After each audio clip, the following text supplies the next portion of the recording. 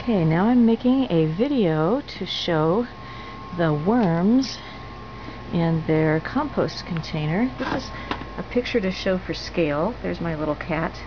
And here is the composter bin. And I haven't added another tray yet.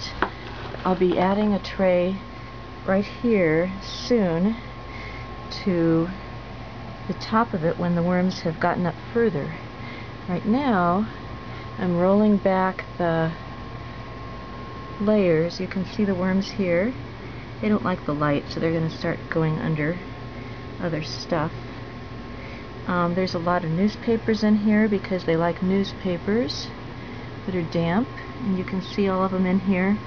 And I'm going to add more food. So what I want to do is kind of gently dig in,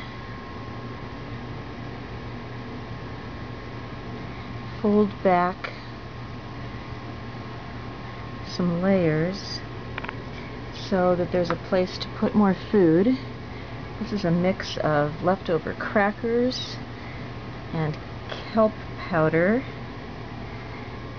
and let's see what else. Caterpillars from the garden, because they were on the collard greens we harvested, so they got mashed in. What else? Soaked bread, I think there's maybe in there too. So you can see all the worms moving around while I pour stuff right on top of them. Hey guys, chow down. I put in 1,000 worms when I got this composter a few months ago for my birthday in August. It's now November. So they've reproduced, made a lot more worms. They eat about half their weight every day. So started off with 1,000 worms, which is 1 pound, so they were eating about a half a pound a day. And now they're reproducing, so they eat more. I've got to sit this down a minute. Okay.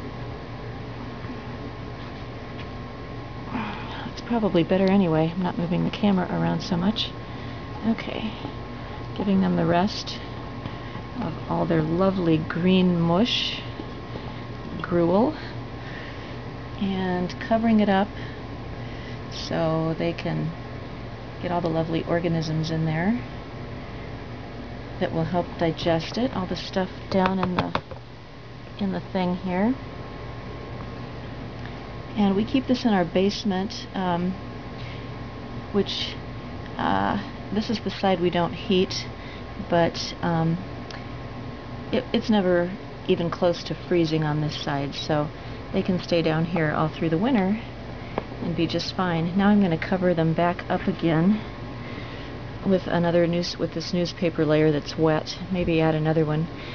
If I don't cover them, it could dry out a bit day to day, which isn't good. And the other reason I cover them is they tend to crawl up into the lid, which is annoying when I take the lid off and on, because then they could get smashed. So now and then I just put another newspaper layer on and dampen it down. So I'm going to add some water. This is filtered water because that way they don't get zapped with the chlorine. We have a water filter on our faucet in the kitchen, and so I give them the water we use to drink. So that's all damp now. It doesn't matter if they get sort of a flood of water now and then. And I'll show you partly why that's true. There's a spigot here where you'll see the lovely stuff coming out. Whoa. This is like liquid gold, according to the people we bought this from. They were so excited about it. It's liquid fertilizer, now that I can add directly to my plants. Actually, I usually water it down. And it doesn't really smell. It just, has sort of an outdoor smell. No big deal. And it does have some worm castings in it, worm poop. I'll have to clean the floor there where it splashed out fast and I wasn't ready for it. The castings themselves that are down in the layer here, I'll be able to, when I put on the next tray, take those castings. Let me find my tray.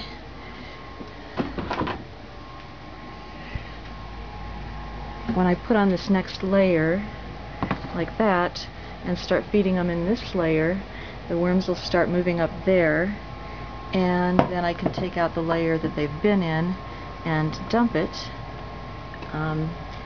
theoretically into the garden, although it might be frozen, so I'll probably just dump it into an outdoor compost bin if the ground is too frozen to mix it in. Or I could dump it on the ground and add leaves over it. So that's my wormy bin, and it's great fun and free fertilizer. Signing off.